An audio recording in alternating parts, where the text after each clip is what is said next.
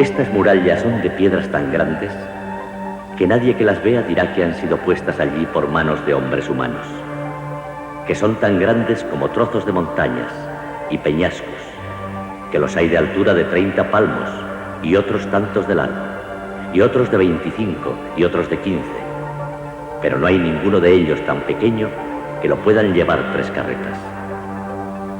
No es mucho lo que queda. Primero los españoles y después los propios peruanos se encargaron de llevarse cuanta piedra era transportable. Hasta 1934 se pagaban 5 soles por cada camión de piedras arrancadas a Sacsayhuamán. Solo quedan las hiladas inferiores de las 3 plataformas que formaban el muro defensivo, cada una con 300 metros de longitud.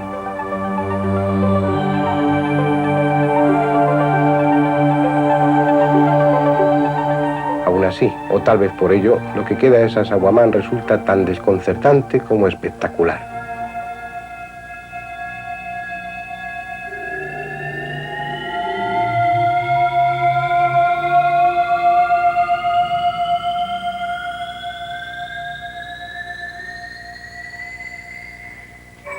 Todos los guías señalan enfáticamente una de las piedras. Tiene 9 metros de altura, 5 de ancha y 4 de gruesa, con un peso aproximado de 360 toneladas.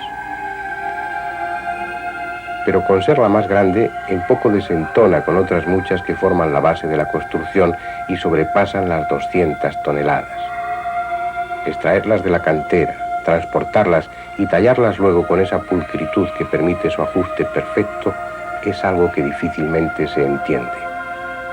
Es de suponer que aplicando los medios actuales, Sacsayhuamán es técnicamente posible, pero en un tiempo desconocedor de la rueda, careciendo de animales de carga y sin más herramientas que cinceles de bronce, hachas de cobre, martillos de piedra y pulidores de champi, una aleación de cobre y oro, no resulta sencillo explicar cómo lo hicieron. La tradición recogida por Garcilaso de la Vega atribuye los planos de la obra al inca Pachacútec y la ejecución a su hijo, el inca Yupanqui. Incluso se cita el nombre de los arquitectos: Acahuana Inca, Apu Valparimachi, Inca Baricanchi y Kayak Unchu, y se asegura que en la construcción trabajaron 200.000 hombres durante 50 años, lo que no concuerda con otros textos, en los que se da la cifra de 30.000 hombres y una duración de 70 años. En cualquier caso, cálculos semejantes no merecen mucho crédito, dada la ausencia de documentos contemporáneos a la obra de Sacsayhuamán y la reconstrucción más arbitraria que real de lo que fue el incanato.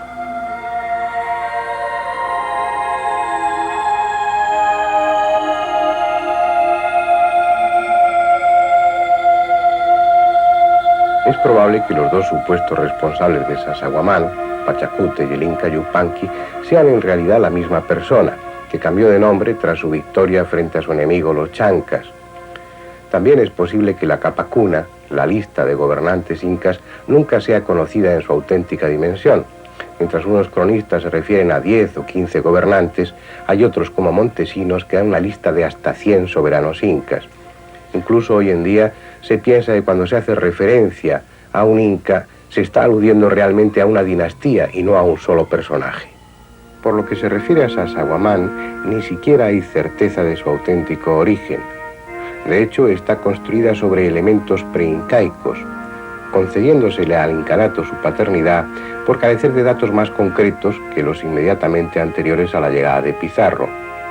Pero fuesen quienes fuesen los responsables, lo indiscutible es el impacto que aquellas moles, entonces intactas, produjeron en el ánimo de los cronistas.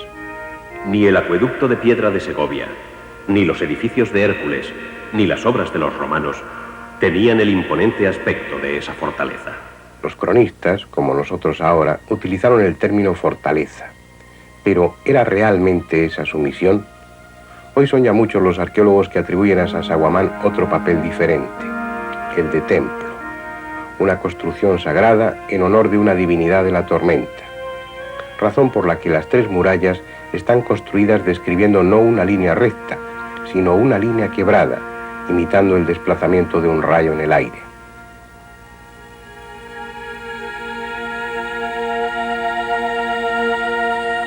Es una hipótesis discutible, como todas, pero lo evidente es que si fue fortaleza, cumplió otras funciones además de las defensivas. Al decir de los cronistas, su interior era grande como una ciudad y estaba minada por una compleja red de túneles, algunos de los cuales se comunicaban con Cuzco. Debió tratarse de una auténtica ciudad subterránea, porque el mismo Garcilaso de la Vega, que la conoció siendo niño, dijo que aún los más prácticos no osaban entrar sin guía.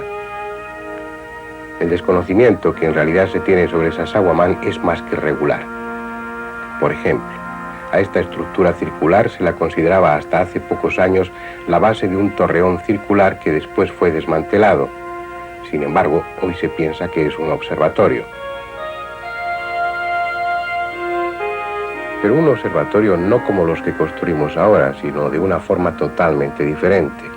Porque los antiguos peruanos, como tantos otros pueblos del pasado, no estudiaban el firmamento directamente, sino que lo contemplaban reflejado en las aguas de un estanque, lo que era más cómodo para el observador y además les permitía, a través de referencias en las orillas del estanque, determinar los ciclos de las más importantes estrellas. La supuesta base del torreón sería en realidad un estanque con esa aplicación astronómica, lo que parece confirmarse por los conductos de agua labrados en la piedra. De hecho, su nombre en quechua es Sayac Marca, que quiere decir recinto con agua.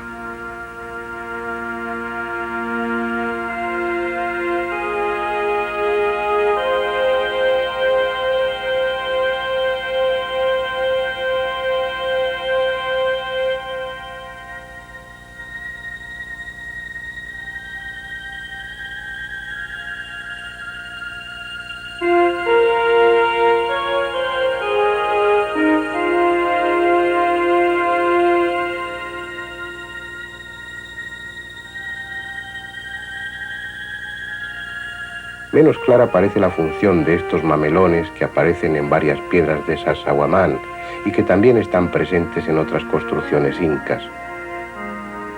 Para unos se labraron con un criterio estrictamente funcional, para facilitar la tarea de izarlas hasta su lugar con cuerdas o para apoyar en ellos el extremo de una palanca.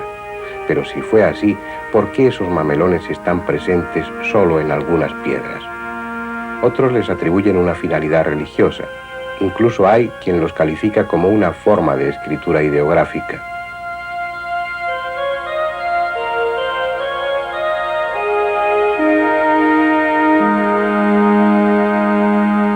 Lo cierto es que a veces se trata de un solo mamelón, mientras que en otras ocasiones hay 2 y hasta 3 en una piedra, sin que guarden relación con el tamaño de esta o el lugar que ocupa en el muro.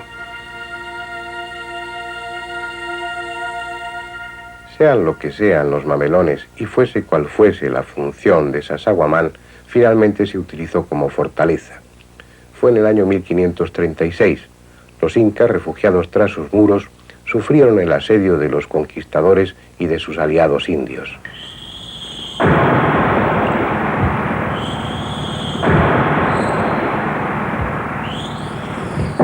Debió ser grande y dura batalla, con ejemplos de valor en uno y otro bando. La tradición habla de un capitán nativo de nombre desconocido que asombró a todos por su coraje.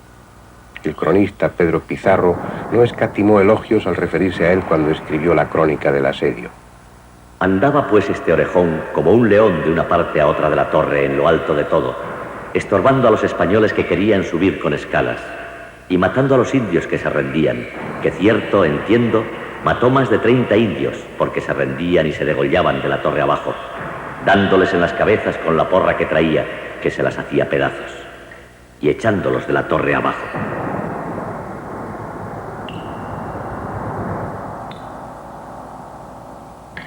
Y es que lo que en la vida ordinaria se considera bárbaro y atroz, se tiene por prueba de heroísmo cuando se trata de una guerra.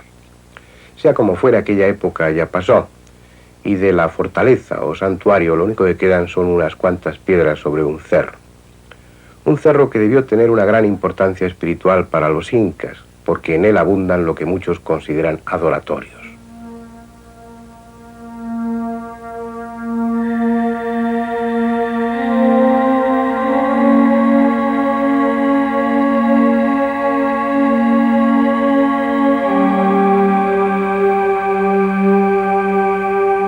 darles el nombre de adoratorios o el de santuarios tiene más de caprichoso que de razonable, porque los innumerables roquedales labrados que hay en ese cerro pueden ser cualquier cosa.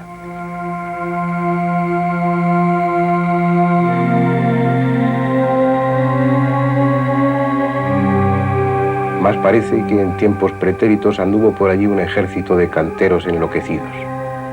No hay roca que escapara a la acción de los obsesos artesanos, ni plan coherente al que se ajustase su trabajo.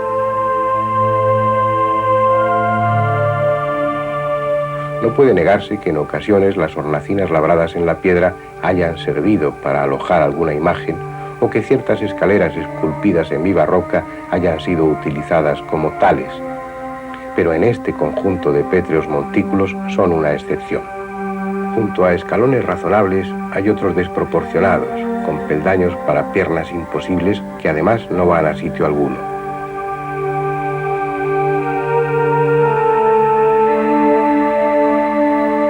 A pasadizos que conducen a una reducida sala, hay otros que perforan la piedra por el placer de perforarla, entrando y saliendo de ella sin objetivo funcional alguno.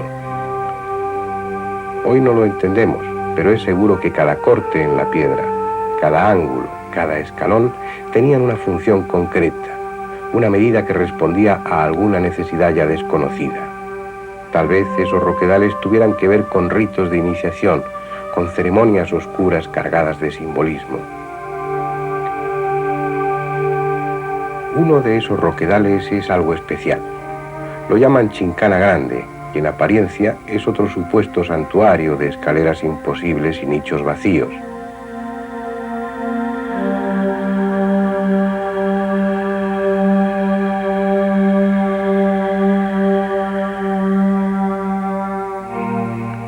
Sería uno más entre las decenas de ellos que se encuentran en el cerro, si no fuera porque en él se mezcla la leyenda y la muerte.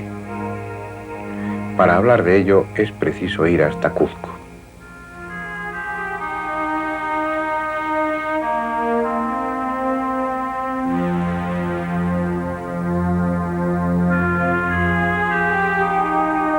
Esta es la iglesia de Santo Domingo, construida sobre el antiguo Coricancha de los incas, el templo más fastuoso de Cuzco y de todo el imperio.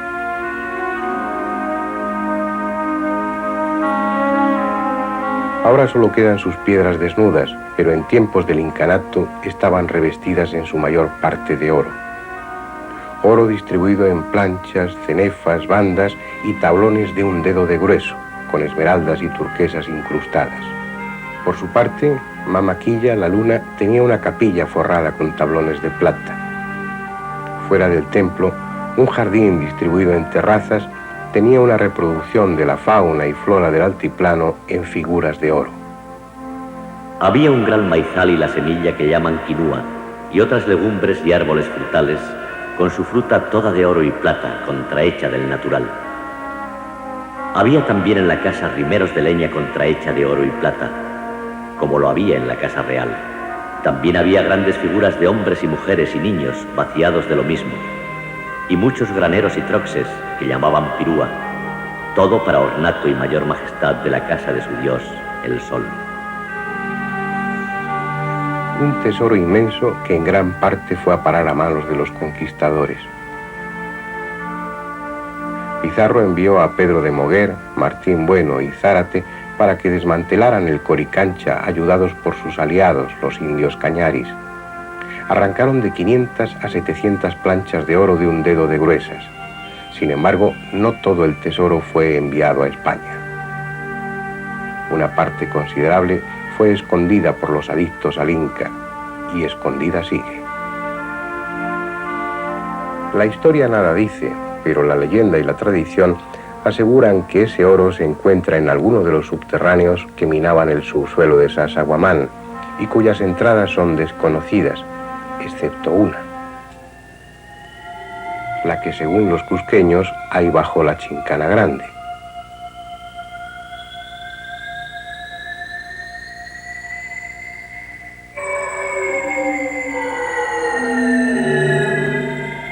Una entrada por la que a lo largo de estos siglos muchos han penetrado y ninguno ha salido.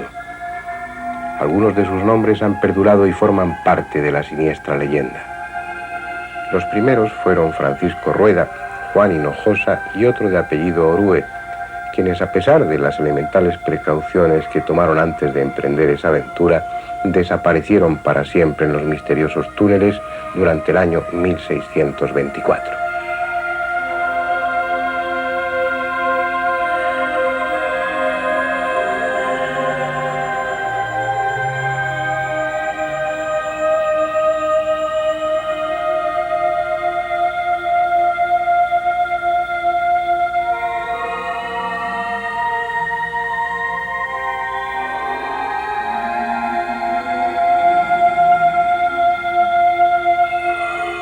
Más tarde, en los primeros años del siglo XVIII, dos estudiantes decidieron afrontar el riesgo y emprender la búsqueda del legendario tesoro.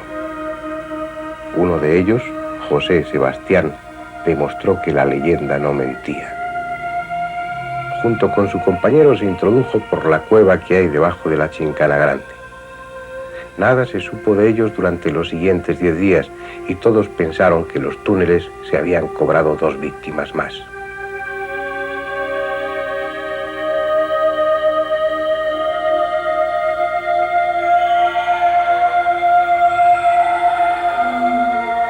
Pero pasado ese tiempo, cuando ya se les daba por definitivamente muertos, José Sebastián apareció por detrás del altar mayor de la iglesia de Santo Domingo, en lo que había sido el antiguo Coricancha. Su ropa estaba destrozada y apenas se mantenía en pie, pero en la mano sujetaba con fuerza una mazorca de oro puro. Durante su desesperada marcha por los subterráneos, había pasado por el lugar donde permanece escondido el tesoro. Ninguna información pudo proporcionar, nada pudo decir, porque en esos 10 eternos días de oscuridad y de terror se había vuelto completamente loco. Eso es al menos lo que dice la tradición.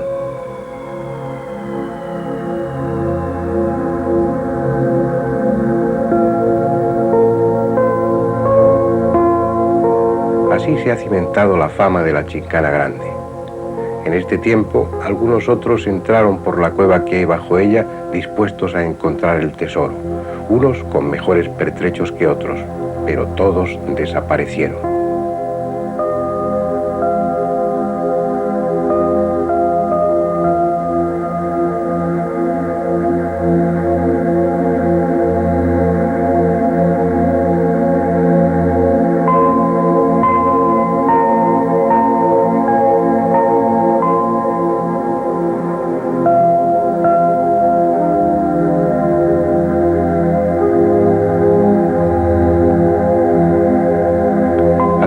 Años que el ejército cegó esa entrada con piedras y tierra para que nadie intentara tan peligrosa aventura. Desde la primera vez que estuve en Sasaguamán sentí la lógica atracción por la Chincana Grande. Allá abajo había en efecto una cueva cegada totalmente por toneladas de piedra y de barro. Pero en esta ocasión, cuando rodábamos estos documentales que ahora se están emitiendo, tuve la suerte de tropezarme con Rubén Orellana, un antropólogo cusqueño que, como yo, sentía la tremenda curiosidad de saber qué había de cierto en esa leyenda. Así pues, empujados por tan morbosa curiosidad, contratamos a 2 obreros que durante unos días se encargaron de despejar en lo posible aquella cueva. No pudieron hacer gran cosa, porque eran demasiados los escombros, pero dejaron un pequeño conducto por el que cabía un hombre. Lo que no cabían eran los focos y la cámara. Aún así, utilizando un generador que fallaba continuamente, iluminamos la parte accesible para que ustedes fueran testigos directos de nuestro intento. Vale ya. Esto se oscuro.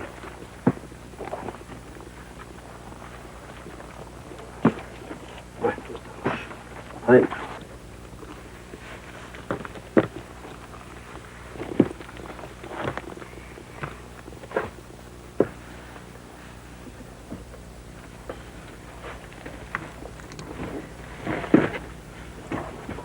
Baja un poquito la luz para que se le vea. Ahí. Ve, cuidado, ¿qué pasa? ¿La luz? Sí. ¿Qué ha pasado? ¿Se ha ido? ¿Se ha ido la luz? Bueno, mirar bien la planta, por favor. Controlarla bien. Ilumínale a él, siempre intenta verle. Cuidado, que se ha metido ahí abajo, ¿eh? Bien, ahí, la luz. Eso es, sí, así, así. Así, así, cuidado, no te acerques tanto. No te acerques tanto con la luz. Bueno, ya está dentro, ¿eh? Bueno. Corta. Espera un momento, que se ha ido la luz. Iluminarle, ¿le veis? Sí. Bueno, pues dale ahí luz. Espera, quieto, Fernando, que se ha ido el grupo. Vale, A ver ahora, ya vuelve luz. Bien, ¿sabes? Vale, cuidado, quieto un momento, es que está oscilando la luz. ¿Has visto algo? Nada. Luego hay un montón de piedras ahí abajo que obstaculizan el paso. Ya. A ver si sube la luz. Cuando se vaya la luz, acércala. Eso es, muy bien. Bueno. Acércala un poquito cuando haya... Se va. Es que la planta con la humedad o no sé, algo ha pasado. No, ese grupo no es bueno. Ya.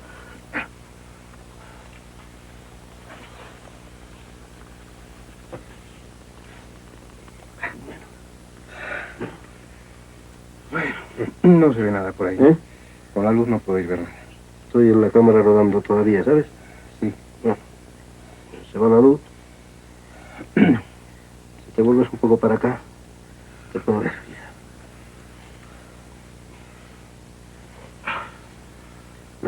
Bien. Bueno, ¿qué le vamos a hacer? La leyenda sigue en pie. Después de descender por esa especie de gatera, llegué a una parte más amplia en la que se abría un túnel, cegado a su vez por piedras. No eran demasiadas. Probablemente unos días de trabajo habrían bastado para despejarlo, pero no había tiempo. Y además, preferí dejar esa aventura para cualquiera de ustedes.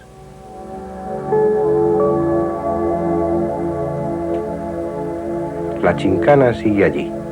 Bajo ella hay un pasadizo y al fondo de él un túnel obstruido. Solo falta retirar una treintena de grandes piedras y entrar en él.